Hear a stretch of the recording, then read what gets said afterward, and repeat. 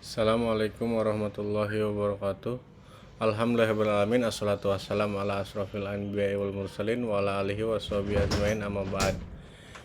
Yang saya hormati para dewan penguji, yang saya hormati dosen pembimbing 1 Prof. Dr. I. Ketut R. Sudiardita MSI, yang saya hormati Dr. Christian Wiradendi Wolor SEMM selaku dosen pembimbing 2. Dalam hal ini izinkan saya untuk mempresentasikan tesis saya dalam sidang tesis kali ini yang berjudul Determinasi Kepemimpinan dan Efektivitas Pelatihan Terhadap Kinerja Pegawai Melalui Mediasi Motivasi Kerja, yang dimana terdiri dari 5 bab. Bab pertama menjelaskan terkait pendahuluan, latar belakang masalah, rumusan masalah, tujuan penelitian, manfaat penelitian. Bab kedua menjelaskan terkait telah pustaka dan perumusan hipotesis. Bab ketiga menjelaskan terkait metode penelitian. Bab keempat menjelaskan terkait hasil penelitian dan pembahasan. Bab kelima menjelaskan terkait penutup, kesimpulan, dan saran. Bab pertama, pendahuluan. Adapun yang melatar belakangi penelitian saya yaitu turunnya peringkat daya saing Indonesia di peringkat daya saing dunia dari peringkat 37 turun ke peringkat 44 pada tahun 2022. Yang menyebabkan turunnya daya saing Indonesia di peringkat daya saing dunia menurut kerangka metodologi pembentukan indeks daya saing global, salah satu faktor yang mempengaruhinya yaitu kinerja sektor publik. Kinerja sektor publik merupakan salah satu faktor kemajuan suatu negara. Oleh karena itu, dinilai perlu untuk mengantisipasi perubahan yang sedang dan akan terjadi pada daya saing Indonesia. Dalam hal ini, kinerja sektor publik.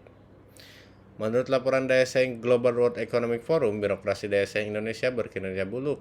Oleh karena itu, diperlukan peran serta lembaga sipil nasional yang harus mampu mengikuti tren dan selalu mengasah kemampuannya. Birokrasi pemerintah tentunya menjadi isu strategis yang krusial. Undang-Undang Nomor 5 Tahun 2014 tentang Aparatur Sipil Negara mensyaratkan kinerja. Kinerja sebagai dasar dan parameter utama berjalannya birokrasi. Pada saat yang sama, dalam hal pengelolaan instansi pemerintah, Undang-Undang mengubah orientasi pengelolaan sumber daya manusia instansi dari pengelolaan administrasi pegawai menjadi pengelolaan sumber daya manusia.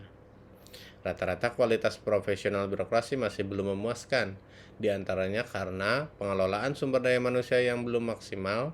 Kepemimpinan, pelatihan, dan motivasi merupakan faktor yang paling menentukan terhadap kinerja. Birokrasi sebagai salah satu unsur daya saing bangsa, sekalipun menjadi penentu utama, harus memiliki kemampuan dan kinerja yang tinggi untuk mencapai tujuannya.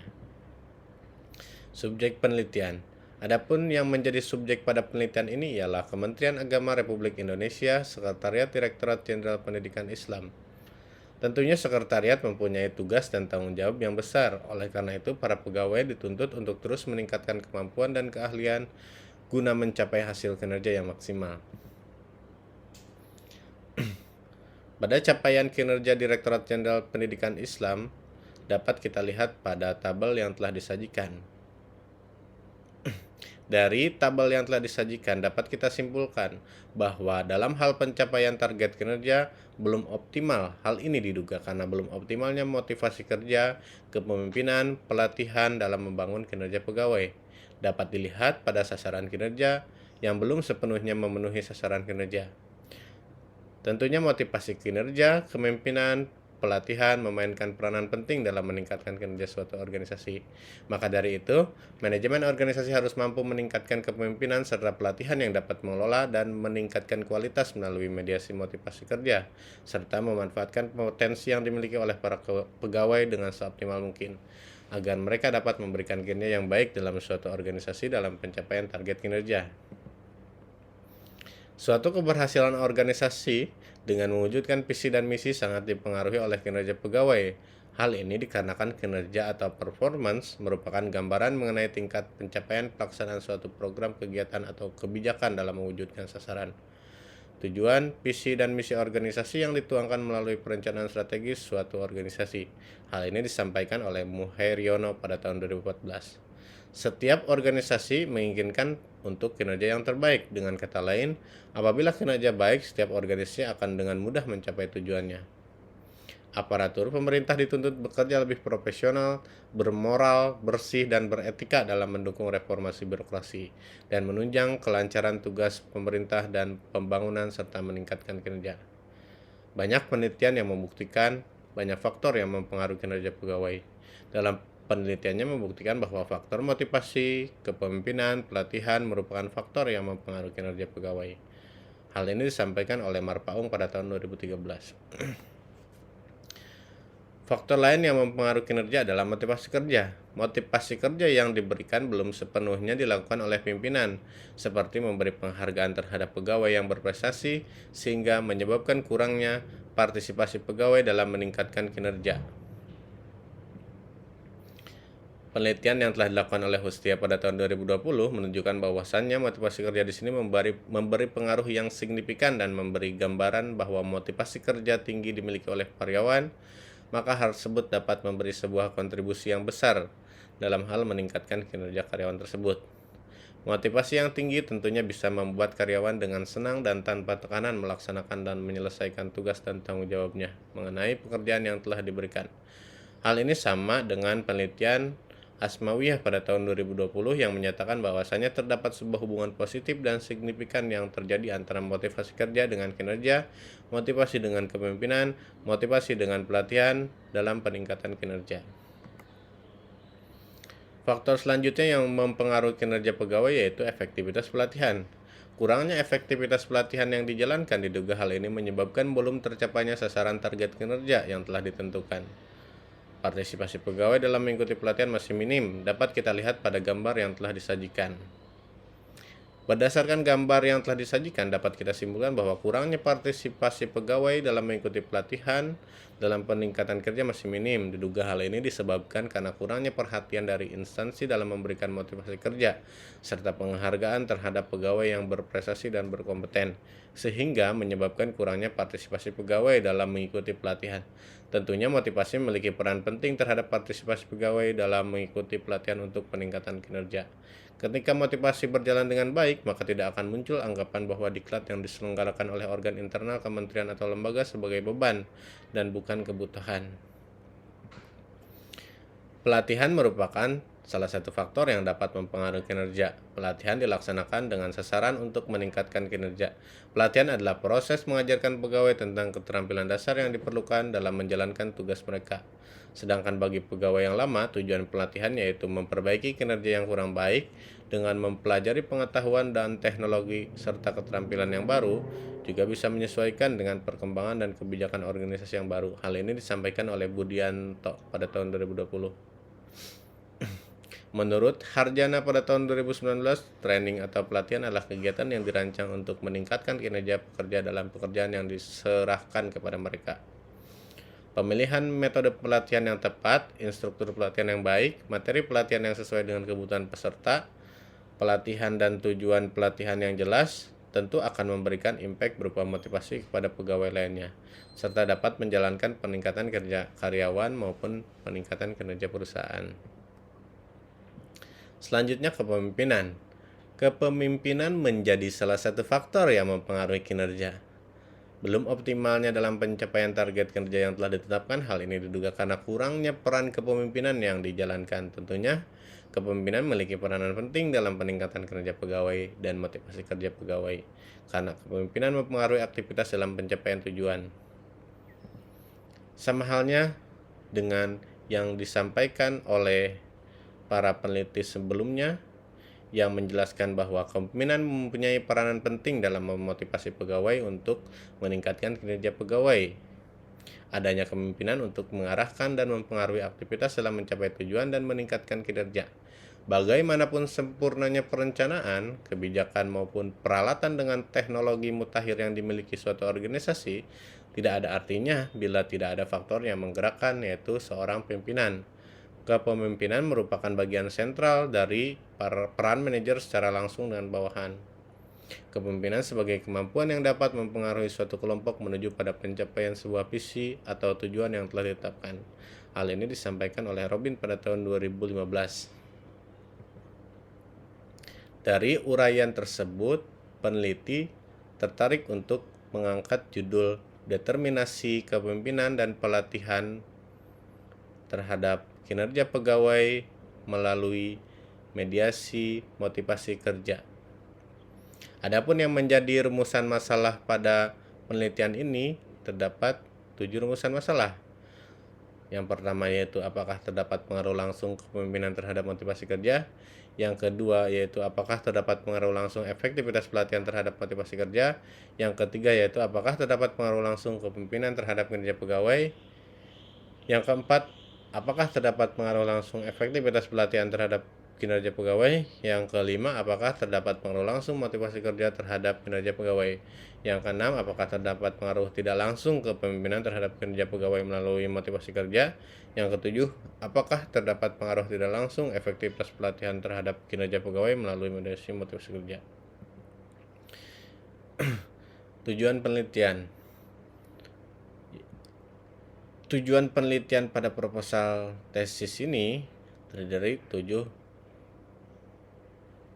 tujuan, yaitu yang pertama untuk mengetahui dan menganalisis pengaruh langsung kepemimpinan terhadap motivasi kerja. Yang kedua untuk mengetahui dan menganalisis pengaruh langsung efektivitas pelatihan terhadap motivasi kerja. Yang ketiga untuk mengetahui dan menganalisis pengaruh langsung kepemimpinan terhadap kinerja pegawai. Yang keempat untuk mengetahui dan menganalisis pengaruh langsung efektivitas pelatihan terhadap kinerja pegawai. Yang kelima untuk mengetahui dan menganalisis pengaruh langsung motivasi kerja terhadap kinerja pegawai. Yang keenam untuk mengetahui pengaruh tidak langsung kepemimpinan terhadap kinerja pegawai melalui motivasi kerja. Yang ketujuh yaitu untuk mengetahui dan menganalisis pengaruh tidak langsung efektivitas pelatihan terhadap kinerja pegawai melalui mediasi motivasi kerja. Manfaat penelitian. Adapun manfaat penelitian ini yaitu yang pertama bagi akademisi, yang kedua bagi praktisi. Bab kedua telah pustaka dan perumusan hipotesis. Telah pustaka pertama yaitu terkait kinerja pegawai. Seperti yang telah tadi dijelaskan, berdasarkan teori yang telah dijelaskan bahwa kinerja merupakan salah satu faktor penting dalam kemajuan suatu negara. Oleh karena itu, kinerja memiliki peranan penting dalam peningkatan kinerja pegawai dan dapat memberikan impact bagi kemajuan suatu negara. Kinerja pegawai adalah salah satu hal utama dalam sebuah proses pekerjaan, seperti yang didefinisikan oleh Saadah dan Lijanti pada tahun 2022, bahwa kinerja pegawai diibaratkan merupakan suatu kesatuan yang tidak terpisahkan. Misalkan, jika suatu bangunan hanya kehilangan suatu bagian saja, maka bangunan tersebut tidak akan dapat berdiri kokoh, bahkan dapat runtuh, seperti halnya kinerja pegawai. Jika suatu perusahaan tidak menganalisis kinerja pegawai dengan baik, maka perusahaan akan menjadi kacau dan tidak terkendali. Kinerja erat kaitannya dengan hasil kerja yang dapat dicapai oleh seseorang atau sekelompok orang dalam suatu organisasi, sesuai dengan wewenang dan tanggung jawab masing-masing.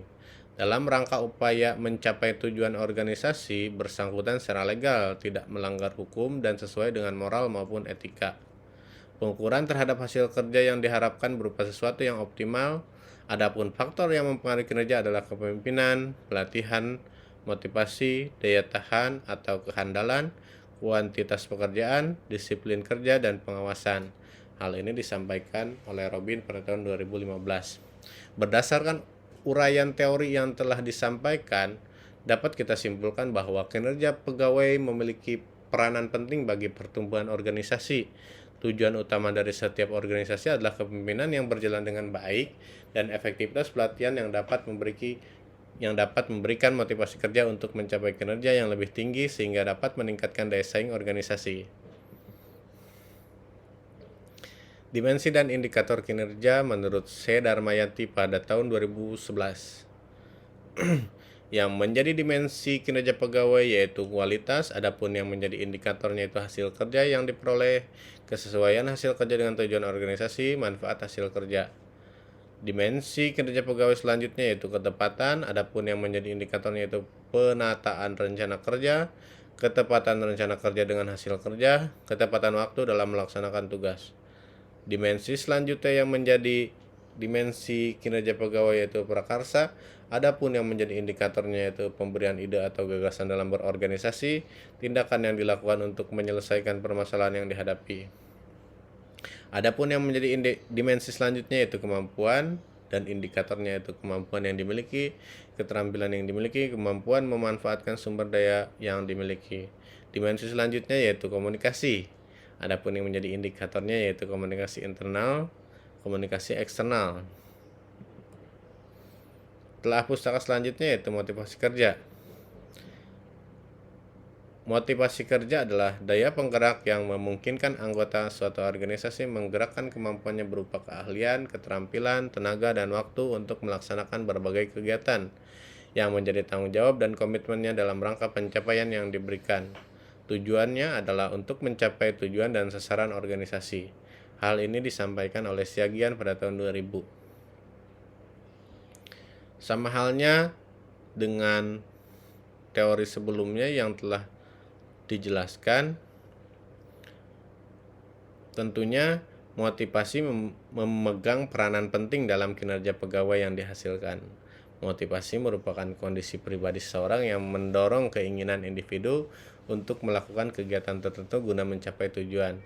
Motivasi mengikuti pelatihan yang berkaitan dengan hasil kerja individu tersebut sekaligus mempengaruhi kinerja organisasi. Selaras dengan penelitian sebelumnya, definisi umum motivasi adalah kekuatan psikologis yang menghasilkan proses kompleks dari pikiran dan perilaku yang diarahkan pada tujuan.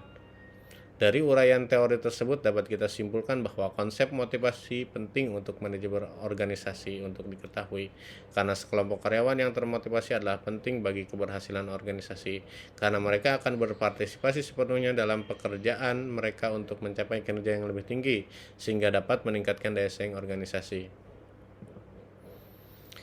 Dimensi dan indikator motivasi kerja menurut Wibowo pada tahun 2011. Adapun yang menjadi dimensi motivasi kerja yaitu prestasi, yang menjadi indikatornya itu target, kualitas kerja, tanggung jawab, dan resiko. Dimensi selanjutnya yang menjadi dimensi motivasi kerja yaitu memperluas pergaulan, adapun yang menjadi indikatornya yaitu komunikasi, persahabatan. Dimensi selanjutnya yaitu menguasai suatu pekerjaan, adapun yang menjadi indikatornya adalah pemimpin, duta perusahaan, dan keteladanan. Telah pustaka selanjutnya yaitu efektivitas pelatihan. Pelatihan merupakan serangkaian aktivitas individu dalam meningkatkan motivasi kerja, keahlian, dan pengetahuan secara sistematis, sehingga mampu memiliki kinerja yang profesional di bidangnya. Pelatihan adalah proses pembelajaran yang memungkinkan pegawai melaksanakan pekerjaan yang sesuai dengan standar, menurut Widodo pada tahun 2015. Selaras dengan teori sebelumnya, untuk meningkatkan kualitas sumber daya manusia, pelatihan membantu pegawai dalam memahami suatu pengetahuan praktis dan penerapannya guna diperlukan oleh perusahaan dalam usaha mencapai tujuan. Penelitian selanjutnya yaitu menjelaskan pelatihan kerja merupakan proses pembelajaran yang melibatkan perolehan keahlian, konsep, peraturan, atau sikap untuk meningkatkan kinerja karyawan. Dari uraian teori tersebut dapat kita simpulkan bahwa efektivitas pelatihan merupakan suatu kegiatan untuk memperbaiki dan mengembangkan kemampuan kerja seorang pegawai dengan instansi yang membantu dalam memahami suatu pengetahuan yang praktis dan membantu meningkatkan keterampilan, kecakapan, serta sikap seorang yang diperlukan oleh instansi sehingga mampu menciptakan motivasi kerja dalam meningkatkan kinerja. Adapun yang menjadi dimensi dan indikator efektivitas pelatihan menurut Mangkunegara pada tahun 2016 yaitu dimensi yang pertama yaitu kemampuan, adapun yang menjadi indikatornya yaitu menyelesaikan tugas, meningkatkan target, dan mengatasi masalah. Dimensi selanjutnya yaitu pengetahuan, adapun yang menjadi indikatornya yaitu meningkatkan komunikasi, mengembangkan bakat, dan mendukung pekerjaan. Dimensi selanjutnya yaitu proses pelatihan, adapun yang menjadi indikatornya yaitu instruktur, materi pelatihan, metode pelatihan, fasilitas pelatihan. Dimensi selanjutnya yaitu tujuan pelatihan, adapun yang menjadi indikatornya yaitu meningkatkan produktivitas, kualitas tenaga kerja, memahami pekerjaan. Telah pustaka selanjutnya yaitu kepemimpinan. Tentunya kepemimpinan memiliki peranan penting dalam peningkatan kinerja. Maka dinilai perlu untuk mengkaji lebih dalam terkait kepemimpinan. Kepemimpinan memiliki peranan penting dalam meningkatkan kerja. Sebagus apapun perencanaan itu ketika tidak ada yang menggerakkan, sama halnya tidak akan meningkatkan kinerja. Oleh karena itu, kepemimpinan dinilai perlu berperan dalam peningkatan kinerja. Sama halnya seperti yang dijelaskan oleh Buil Martinez pada tahun 2019 menjelaskan terkait kepemimpinan. Kepemimpinan adalah kemampuan untuk mempengaruhi orang lain, bawahan atau sekelompok, mengarahkan perilaku bawahan atau orang lain untuk mencapai tujuan organisasi atau kelompok. Kepemimpinan merupakan suatu kegiatan manajerial sebagai upaya untuk mengarahkan dan menanamkan pengaruh yang berkaitan dengan tugas bawahan dan pengikutnya. Kepemimpinan memiliki hubungan yang positif dan signifikan dengan kinerja karyawan. Indikator yang digunakan dalam penelitian ini adalah kemampuan pengambilan keputusan, kemampuan motivasi, kemampuan komunikasi, kemampuan mengendalikan bawahan, tanggung jawab, dan pengendalian emosi. Dari uraian teori tersebut dapat kita simpulkan bahwa kesuksesan pemimpin dalam aktivitasnya dipengaruhi oleh faktor-faktor serta dimensi dan indikator yang dapat menunjang untuk berhasilnya suatu kepemimpinan. Oleh sebab itu, suatu tujuan akan tercapai apabila terjadinya keharmonisan dalam hubungan atau interaksi yang baik antara atasan dengan bawahan, di samping dipengaruhi oleh latar belakang yang dimiliki pemimpin, serta motivasi kerja yang diciptakan, kedewasaan dan keleluasaan dalam hubungan sosial dengan sikap-sikap hubungan manusiawi. Dimensi dan indikator kepemimpinan menurut Yuki pada tahun 2010. Adapun yang menjadi dimensi yaitu berorientasi tugas, dan yang menjadi indikatornya yaitu merencanakan, mengatur pekerjaan, mengkoordinasikan kegiatan para bawahan, menyediakan keperluan, peralatan dan bantuan teknis yang dibutuhkan, memandu para bawahan yang dalam menetapkan sasaran kerja yang tinggi. Dimensi selanjutnya yaitu berorientasi hubungan. Adapun yang menjadi indikatornya yaitu kepercayaan dan rasa dipercaya, bertindak ramah dan perhatian, memahami permasalahan bawahan, membantu mengembangkan bawahan dan memajukan karir, apresiasi terhadap ide-ide para bawahan, pengakuan atas kontribusi dan keberhasilan. Dimensi selanjutnya yaitu kompeten. Adapun yang menjadi indikatornya yaitu prestasi, kemampuan menyelesaikan pekerjaan. Dimensi selanjutnya yaitu partisipatif. Adapun yang menjadi indikatornya yaitu partisipatif bawahan dalam pengambilan keputusan, pemecahan konflik, memperbaiki komunikasi, mendorong kerjasama. Perumusan hipotesis. Perumusan hipotesis pada penelitian ini dapat kita lihat pada gambar berikut, yang dimana yang menjadi variabel independen yaitu kepemimpinan, variabel independen kedua yaitu efektivitas pelatihan, adapun kinerja pegawai menjadi variabel dependen, kemudian motivasi kerja menjadi variabel intervening. Hipotesis penelitian. Berdasarkan uraian kerangka teoretik, maka hipotesis penelitian ini adalah sebagai berikut. H1, hipotesis pertama yaitu terdapat pengaruh langsung kepemimpinan terhadap kinerja pegawai. H2 yaitu terdapat pengaruh langsung kepemimpinan terhadap motivasi kerja. H3 yaitu terdapat pengaruh langsung efektivitas pelatihan terhadap motivasi kerja. H4 yaitu terdapat pengaruh langsung efektivitas pelatihan terhadap kinerja pegawai. H5 yaitu terdapat pengaruh langsung motivasi kerja terhadap kinerja pegawai. H6 yaitu terdapat pengaruh tidak langsung kepemimpinan terhadap kinerja pegawai melalui mediasi motivasi kerja. H7 yaitu terdapat pengaruh tidak langsung efektivitas pelatihan terhadap kinerja pegawai melalui mediasi motivasi kerja. Bab ketiga, metode penelitian. Metode penelitian ini tempat penelitian di Direktorat Jenderal Pendidikan Islam Kementerian Agama Republik Indonesia.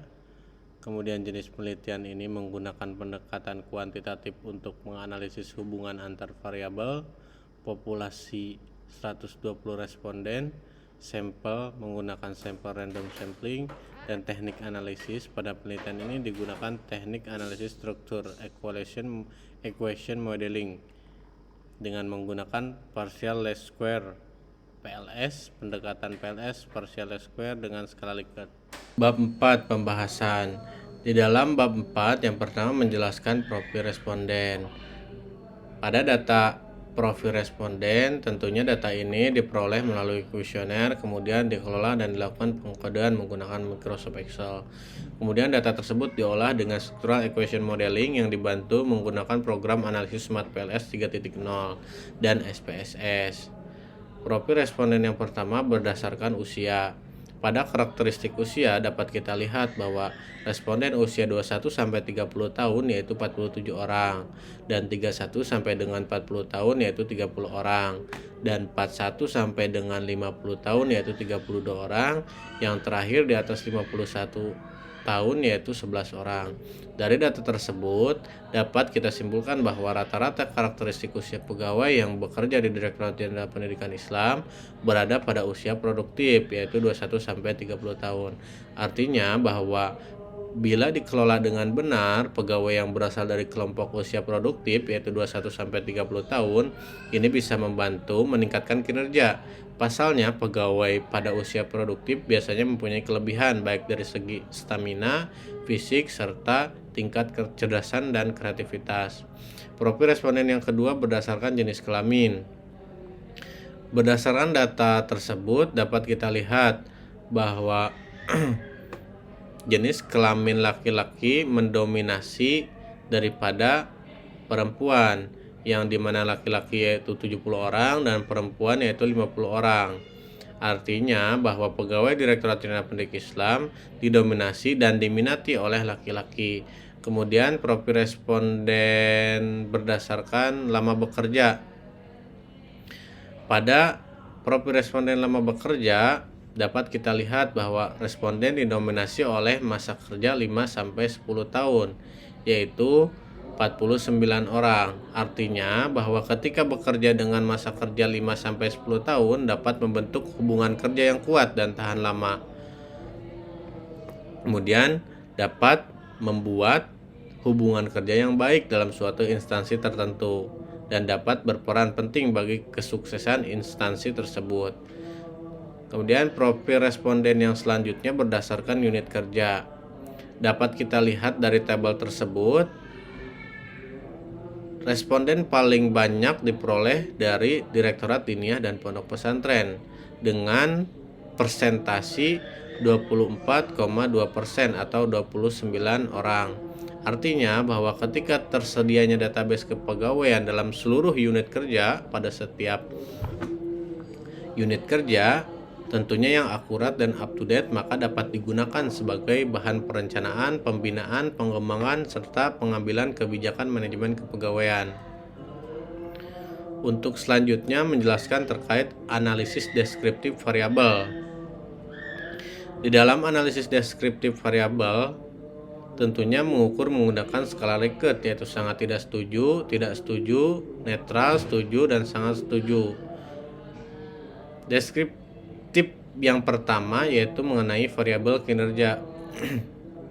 Dalam variabel kinerja pegawai dapat kita lihat bahwa pernyataan yang memiliki nilai rata-rata tertinggi yaitu pegawai bertanggung jawab dalam menyelesaikan pekerjaan. Artinya bahwa pegawai yang bertanggung jawab dalam menyelesaikan pekerjaan maka dapat meningkatkan kinerja. Tentunya hal ini perlu dipertahankan pada instansi tersebut karena memiliki nilai rata-rata tertinggi. Kemudian rata-rata terendah terdapat pada pernyataan pegawai memiliki inisiatif sendiri memulai tugas yang baru ketika tugas lama telah selesai. Hal ini dapat diartikan bahwa masih terdapat pegawai yang belum memiliki inisiatif dalam memulai tugas yang baru ketika tugas lama yang selesai, sehingga di masa yang akan datang perlu diadakan monitoring evaluasi terkait tugas yang diberikan kepada pegawai. Selanjutnya, variabel motivasi kerja. Di dalam variabel motivasi kerja dapat kita lihat pada deskriptif statistik yang memiliki nilai rata-rata tertinggi yaitu terdapat pada pernyataan saya tidak dapat bekerja di bawah tekanan dan batas waktu yang ditentukan. Tentunya ini perlu menjadi perhatian. Artinya bahwa motivasi kerja yang berkaitan dengan tingkat tekanan kerja dan batas waktu yang ditentukan, ketika tekanan kerja dan batas waktu dapat dikelola dengan baik dan tepat, tentunya bakal atau dapat menjadi motivator kerja. Sedangkan rata-rata terendah terdapat pada pernyataan saya menerima penghasilan yang sesuai dengan beban kerja yang diberikan. Hal ini menunjukkan bahwa motivasi kerja merupakan dorongan bagi seorang untuk melakukan pekerjaan. Jika karyawan memiliki dorongan yang kuat dari dalam atau dari luar, maka pegawai akan terdorong untuk melakukan pekerjaan dengan baik. Selanjutnya, variabel efektivitas pelatihan. Pada deskriptif statistik, nilai rata-rata tertinggi terdapat pada pernyataan pelatihan dapat membantu saya dalam menguasai kemampuan untuk menyelesaikan masalah pekerjaan. Artinya bahwa materi yang didapat selama pelatihan dapat diaplikasikan oleh peserta sehingga dapat menjadi indikator dalam mengukur tingkat keberhasilan dari suatu pelatihan. Sedangkan nilai rata-rata terendah terdapat pada pernyataan pelatihan memberikan kesempatan bagi saya untuk meningkatkan kemampuan saya dalam mencapai target.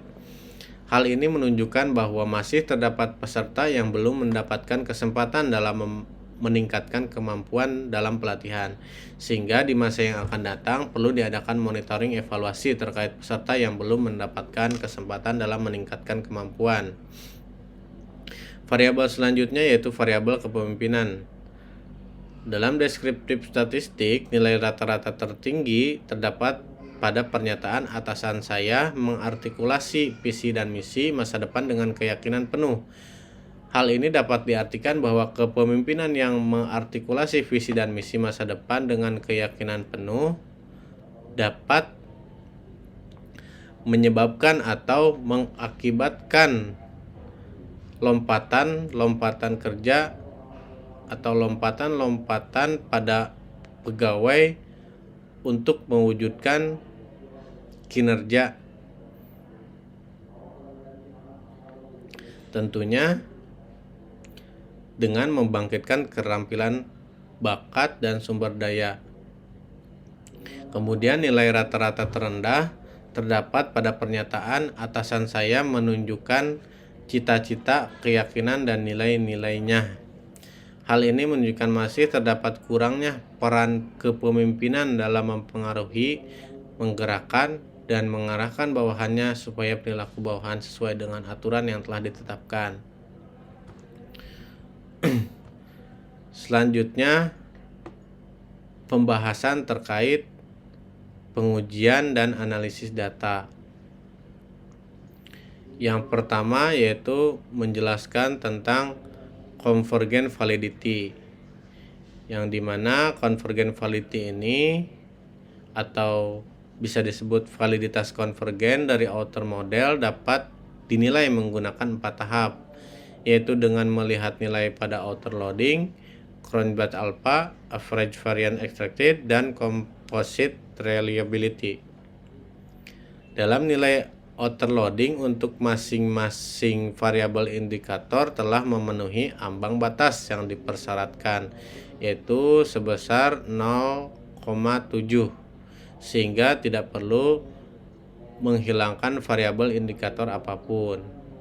Tentunya hal ini didasarkan teori, yang dimana teori tersebut menyatakan bahwa nilai outer loading harus di atas 0,7 atau lebih tinggi. Namun jika kurang dari 0,5 maka variabel indikator tersebut perlu dihilangkan. Hal ini disampaikan oleh Gojali pada tahun 2008. Nah, dapat kita lihat pada tabel tersebut semuanya di atas 0,7. Tidak ada yang kurang dari 0,5, maka tidak perlu menghilangkan variabel indikator apapun. Selanjutnya, pada Cronbach Alpha dapat kita lihat tabel yang telah disajikan. Nah, berdasarkan tabel tersebut, Cronbach Alpha setiap variabel dalam penelitian ini di atas 0,07 yang menunjukkan bahwa konstruk variabel telah terbukti memiliki tingkat reliabilitas tinggi. Selanjutnya, average variance extracted untuk nilai masing-masing variabel ditemukan lebih besar dari ambang batas yang dapat diterima, yaitu 0,5. Dengan demikian, alat ukur tersebut valid. Selanjutnya, composite reliability dapat kita lihat pada tabel tersebut. Nah, berdasarkan tabel tersebut, terbukti lebih besar dari 0,7 yang menunjukkan bahwa konstruk variabel telah terbukti memiliki tingkat reliabilitas yang tinggi. Selanjutnya, diskriminan validity atau validitas diskriminan, disebut juga dengan kolinearitas vertikal, merupakan independensi subjektif dari setiap indikator terhadap variabel latennya. Pendekatan pertama untuk menilai validitas diskriminan adalah dengan menggunakan kriteria cross-loading. Cross-loading merupakan korelasi loading tertinggi pada suatu konstruk dibandingkan konstruk lainnya. Nah, hasil cross-loading antara indikator dan konstruk dapat dilihat pada tabel yang telah tertera. Nah, berdasarkan tabel tersebut, tiap variabel memiliki nilai konstruk yang lebih tinggi dari nilai loading pada konstruk variabel lainnya. Nilai yang lebih besar tersebut mengindikasikan kesesuaian suatu indikator untuk menjelaskan konstruk dibandingkan menjelaskan konstruk lainnya. Kemudian, evaluasi model struktural. Dalam evaluasi model struktural yang disebut juga dengan struktural model dengan tujuan untuk menentukan hubungan antara variabel laten independen dan dependen. Nah, pengukuran model struktural sampel S dapat dinilai dengan menggunakan koefisien determinasi dan uji hipotesis. Nah, pada nilai R² digunakan untuk variabel kekuatan prediksi dari model struktural. Nilai R² sebesar 0,67, 0,33, dan 0,19 untuk variabel laten endogen dalam model struktural mengindikasikan bahwa model tersebut baik, moderat, lemah. Hal tersebut berdasarkan teori yang telah disampaikan oleh Chin. Hasil R² yang digunakan sebagai dasar analisa dalam penelitian ini adalah R² adjust, karena R² adjust dapat memberikan gambaran estimasi dalam populasi. Tentunya hal ini berdasarkan teori yang disampaikan oleh Miles 2014. Nah, dapat kita lihat tabel R² yang telah tertera. Nah, dari tabel tersebut maka dapat diketahui bahwa nilai R² adjust pada kinerja pegawai adalah 0,649 yang mengidentifikasikan bahwa kekuatan prediksi dari variabel eksogen, artinya motivasi kerja, kepemimpinan, efektivitas pelatihan yang disebut variabel eksogen, itu adalah moderat, di mana pengaruh variabel eksogen tersebut simultan 64,9%, sedangkan sisanya sebesar 35,1% dipengaruhi variabel di luar model.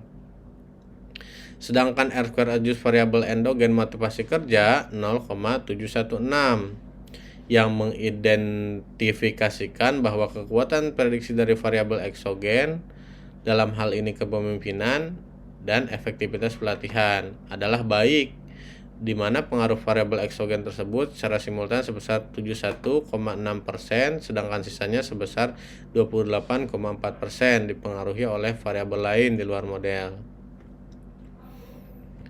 Kemudian hipotesis testing. Nah, hipotesis testing Setelah melakukan algoritma dan bootstrap PLS menggunakan Smart PLS 3.0, pengujian hipotesis dapat dilakukan untuk menguji apakah hipotesis yang diajukan didukung atau tidak. Penelitian melakukan uji hipotesis melalui pengukuran pengaruh langsung yang dapat dilihat pada hasil koefisiensi jalur dan pengaruh tidak langsung untuk melihat pengaruh variabel intervening dalam penelitian ini. Nah, dapat kita lihat pada tabel tersebut, maka dapat disimpulkan bahwa terdapat pengaruh kepemimpinan terhadap kinerja pegawai.